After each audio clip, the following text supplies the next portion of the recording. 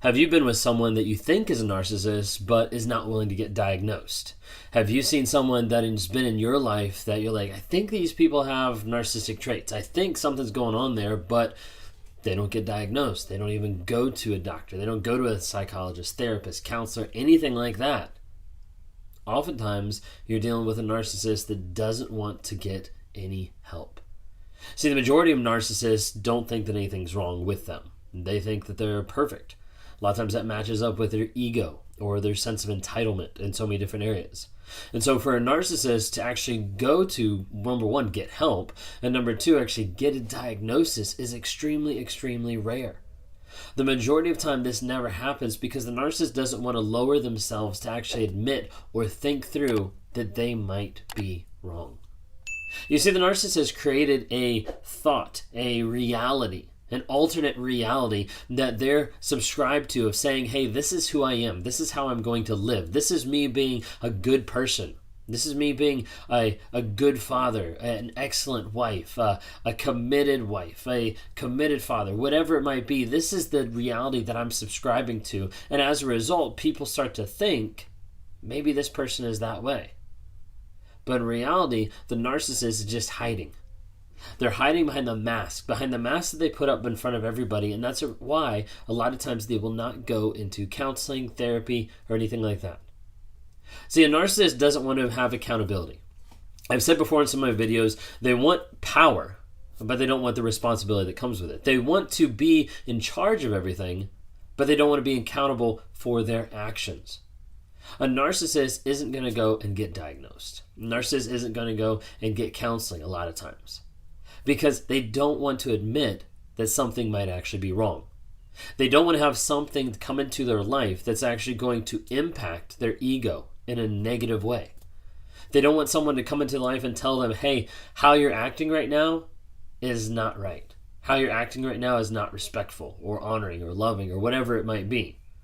You see, for the most of the times, the narcissist won't go into counseling. They won't go into therapy because, number one, they don't think anything is wrong with them. That's ego, that's entitlement, that's that self-centeredness idea of like, I'm the God of my universe and nobody else can tell me what to do. So who is this person to actually come into my life and try to tell me what to do?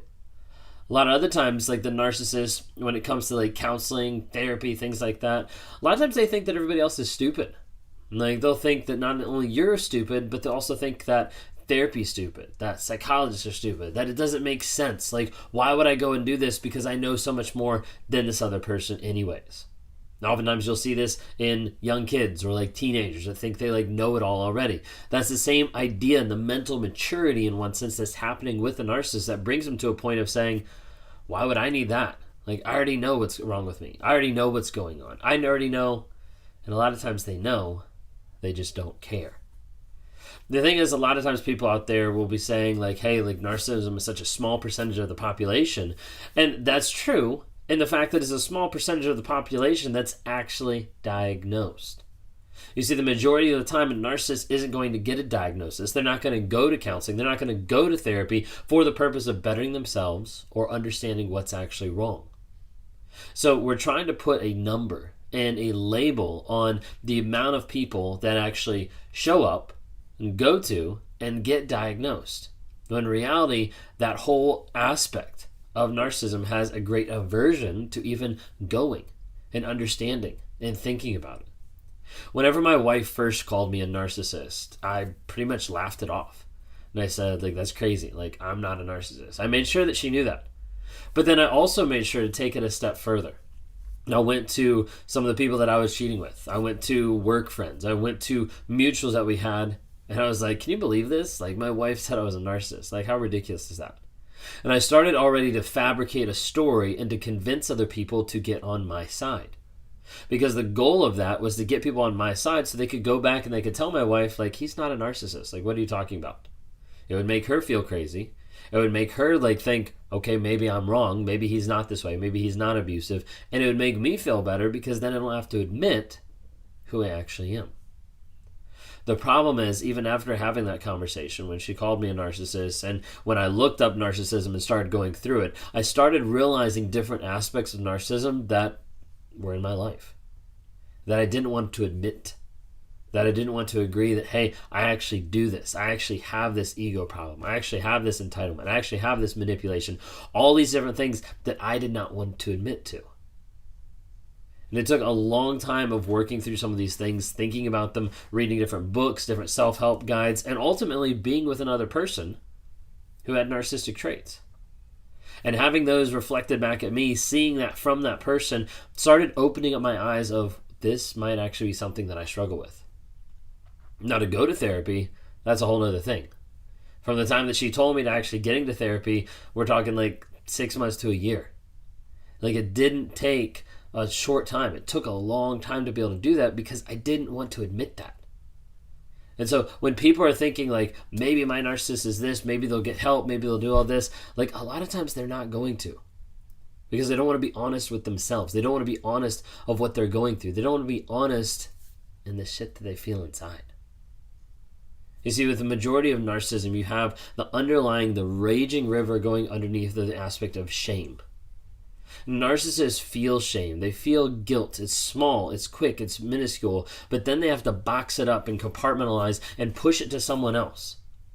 Whether I box up my feelings and I shove it to the side, like deep in the warehouse of my mind so I don't have to bring it back up or I don't have to think about it, or if I box it up and I give it to you as a gift and I project it onto you. Of this is your fault. You're the reason why I'm this way. You're the crazy one. All these different types of things. Narcissists a lot of times won't go to therapy. They won't go to counseling. They won't get diagnosed. But you might be asking, what about my narcissist? What about the one that I've been with for 5 years and he's been in therapy for 2? What's going on there?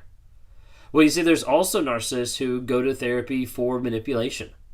Sometimes it's a challenge of, can I go to this therapist? Can I work with this counselor? And can I manipulate them? Sometimes it's a high.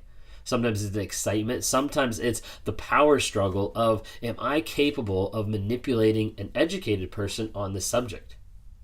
The problem is a lot of times they can.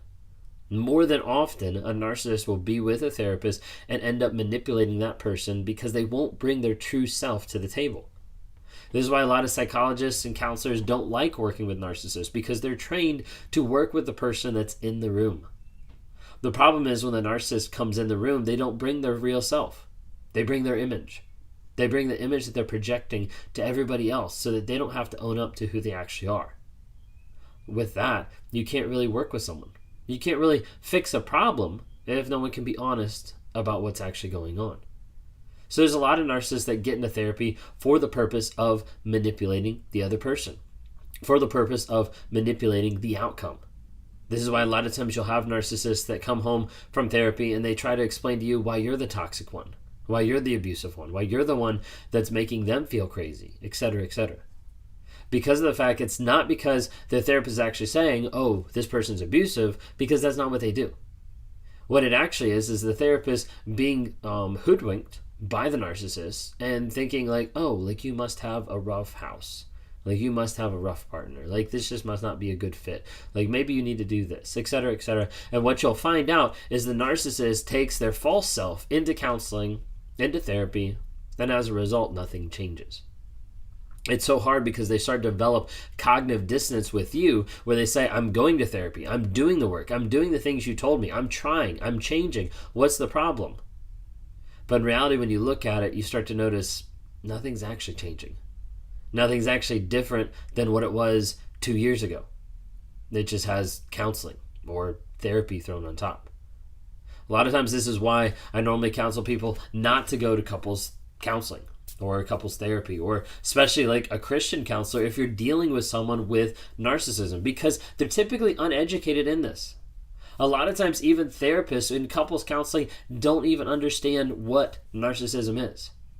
You might think that's odd, but I know that there's multiple people that I've seen, that Lee has seen, that other coaches have seen, that are therapists or psychologists already that have gotten involved in a narcissistic relationship. And you'd be thinking, these people should have caught it like right away. A lot of times they don't, because the typical thing that they say is we've been taught about narcissism, but it doesn't look like this. The textbook version does not look like what it looks like in the real world. So I normally say don't go to couples therapy, don't go to couples counseling. It has to be individual. It has to be something individual for a while that you work on separately before you ever agree to come to couples counseling, because the narcissist will use this as ammo. They will use the phrases, the words, the thoughts, the ideas that are put forth in that moment to be able to use it back on you. To be able to turn and rage at you in the car, to yell at you back home, to stomp out of the therapy session and be able to say, see, you're the reason that I'm this way. You're the reason that I'm abusive. You're the reason that I yell at you. You're the reason, and they'll list all these different things. You're the reason why I cheat. Because you didn't do this, because you didn't do this. And they'll use, a lot of times, counselors and therapists, thoughts, opinions, and small phrases to be able to manipulate and to abuse you more. If you end up going to couples counseling with a narcissist, please be really conscious of this, and please be really careful, because you want to see what's going to happen. Are they going to walk out after their third session as in couples counseling? Are they going to yell at you afterwards? Are they going to flip it around and put the blame back on you? That's something to think about, and something to work on identifying and understanding, like, hey, if this happens, I might be working with a narcissist.